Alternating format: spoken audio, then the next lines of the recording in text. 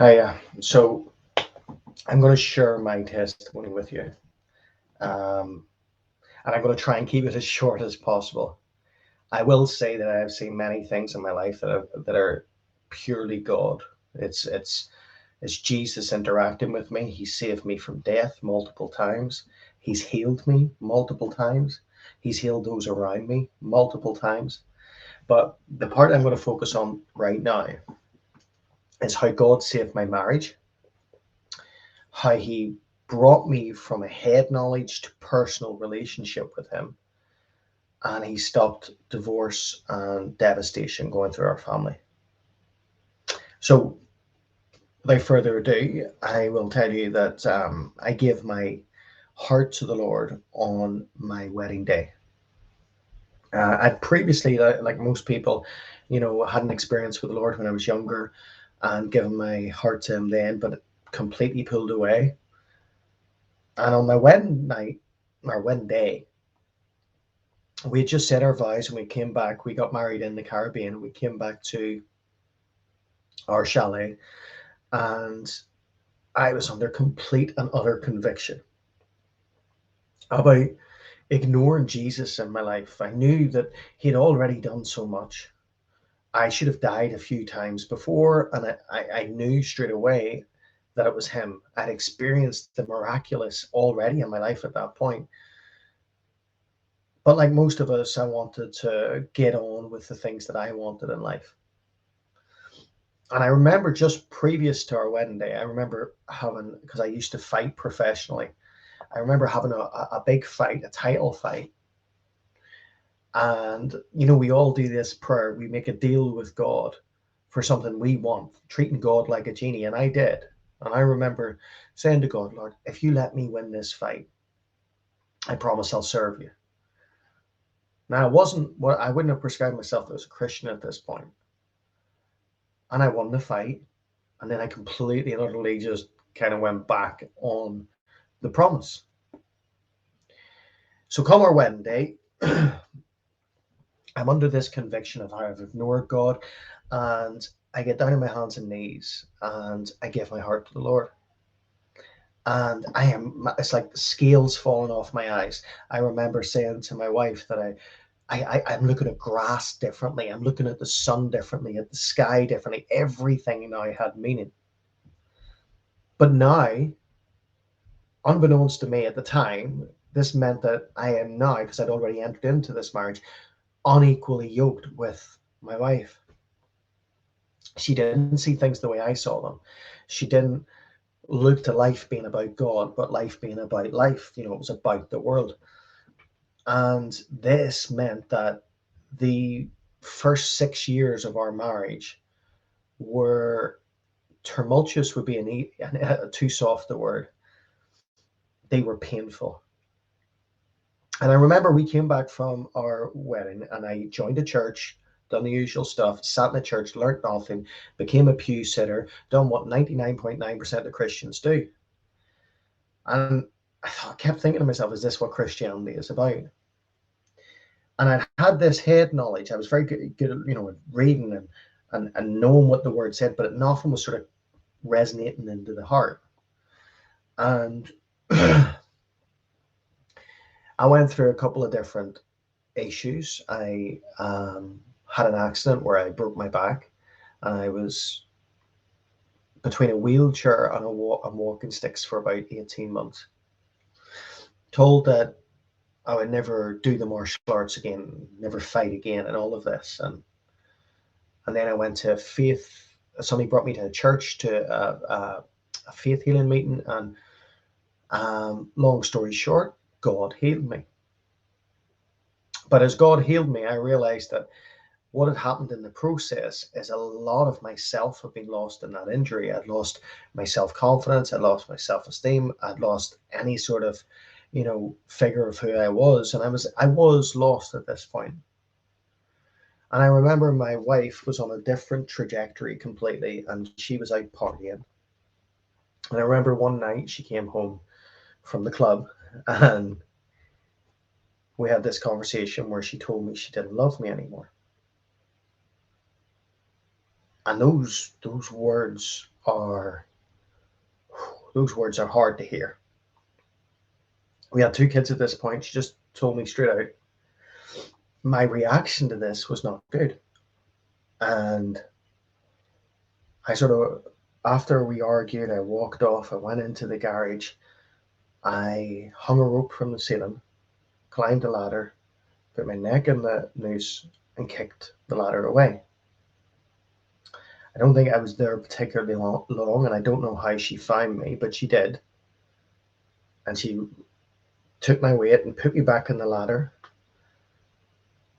And this kind of reaffirmed into her, I think at the time, that she had lost all respect for me, she had lost all of this, and she didn't love me anymore. And I spiraled, and she left. And when she left, I think it was about 4 months later, we ended up getting back together. There was a lot of things behind the scenes that I was unaware of at this time, but about 4 months later, we got back together. And then I thought, that's it. She told me she loves me again. Boom. Just get on with life. And I realized at this stage that I hadn't had God in the place of God. I'd had my wife in the place of God. I'd had my family, my business, everything took the precedent, took the position of where God would have been and should have been. And as my life went on, as things continued, about a year later, come Valentine's Day, I brought these gifts home to my wife, and she told me those words again. She told me she didn't love me anymore. And she left again. And this time it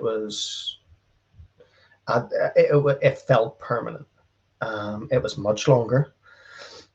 I think at this process, she got a house, and she moved into this other house. She took the kids, and we split the kids between us. I had the kids probably about 4 days a week, but I remember the pain in this process, and the pain in this process caused me to isolate myself from people, because I didn't want to hear what everybody had to say. And I remember meeting with my minister at the time, and him telling me, well, divorce just happens. And I was like, well, no, there's promises in the Bible that are for me. And if those promises are for me and I'm the high priest, and this was all I knew, I just knew it wasn't right. I don't want divorce. I don't want to have my family living somewhere else and me living here. And I remember in this process, an awful lot that happens, and I'm just shortening everything for you. God made himself real. I mean, he showed up in the room for me. I'd went through all of this turmoil with my wife, and a load of things came out. And I remember after a certain revelation, I came back to my house on my own. And I went into the living room. The lights weren't on or anything like that. I just sat down on the floor. And as I sat on the floor, I was broken. I was crying like a baby. And I cried out to the Lord. And he spoke to me in a new way at this point, because I cried out. In Jeremiah 33, verse 3 says, cry out to the Lord, and he will show you a new and mighty thing. I cried out, completely broken. And I remember saying, Lord, if I am to stand, if I'm going to continue to stand, we're broken up about a year now. She's living somewhere else for a year. If I am to continue to stand, no, it's over a year. It's about 14, 15 months, something like that. If I am to stand, Lord, show me, tell me, will we get back together? And I heard these audible words. And as I heard these audible words, the whole room lit up. And I heard the audible words, it will be so. And I kind of thought to myself, that's not how I speak. And I asked it again, and I heard it again. And then I said, when? And I got bold before God. And I said, when? When will it happen? When will we get back together? And I heard the number 3. And I got this notepad out in front of me while I was sitting there, and I wrote down those words that I heard, and I wrote 3 and traced over 3 over and over and over again. And then it comes up to about Christmas time. And I remember that at Christmas time we were sort of getting on really well again, and we were getting close again. And I remember she invited me to spend Christmas at hers. So I came around to spend Christmas at hers. And then it all transpired that everything that had happened and the reasoning behind everything all came out on Christmas Day, or Christmas night. And I walked out and I said, Lord, that's enough. And as this continued on, I have this period now. I have this period of waiting. And I just says, I'm not seeing you anymore. I'm not coming to your house, because I went through that thing of going, she was still on the pedestal for me. She was still everything that I needed and everything that I wanted. And I was still trying to make her like me and all of this sort of thing. And then it's sort of just like a knock on the head from God. Stop that. I'm your number 1. And I met with a friend of mine, and I told him that God kept bringing up to me Matthew 6:33. Seek ye first the kingdom of God and all of its righteousness, and all these things will be added on to you. And it was like going from here to here.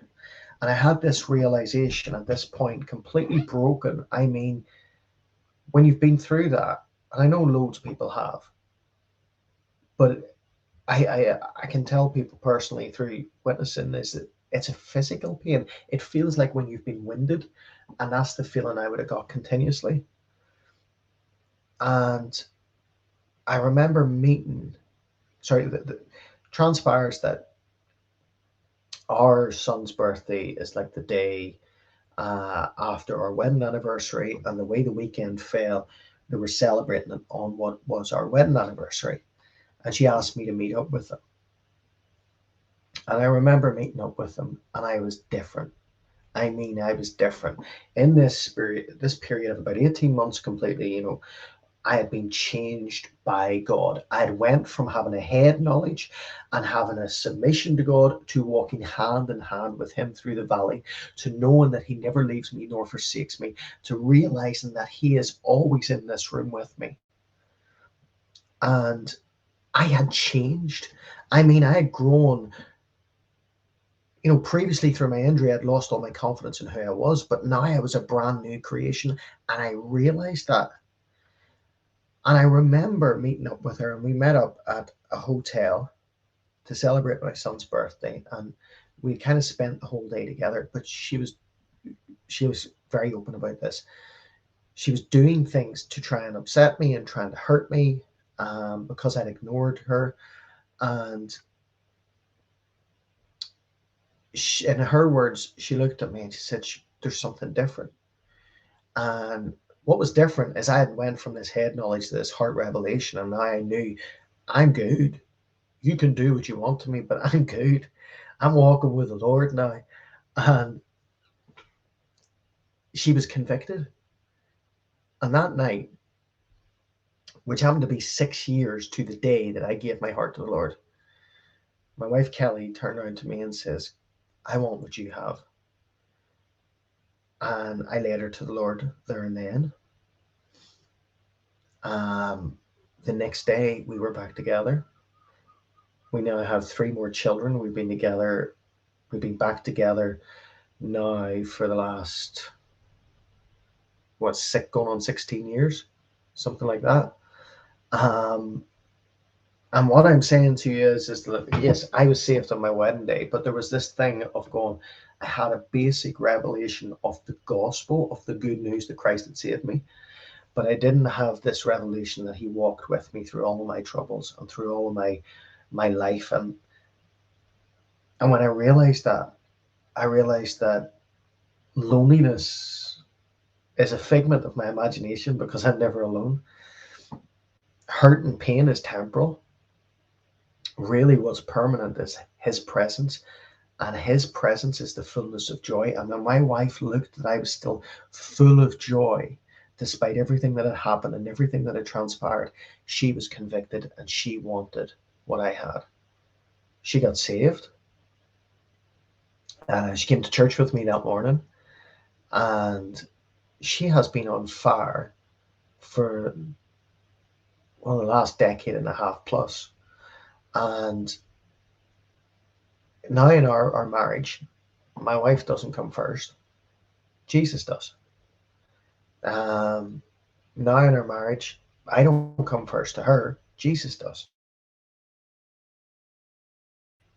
And this is what part of my test. This is only tiny part of my testimony, but part of this testimony, and I'm just going to end here, is to let you know that when you walk with God, Matthew 6:33 is real. When you're seeking first the kingdom, when you're kingdom minded, He will take care of your needs. All those things that you need will be added on to you. And it was for me. I got my family back. I didn't get my wife back. I got the wife that I had hoped for back. I got a wife that was in love with Jesus and that was ready to bring her kids up in the ways of the Lord. And she's an inspiration to me. And what I'm saying to you is part of your walk is to take the head knowledge and let it drop to the heart and be a full revelation. I'm never alone, never forsaken. And I'm brand new creation because He walks with me. Amen. Hope this helps someone. Guys, God bless.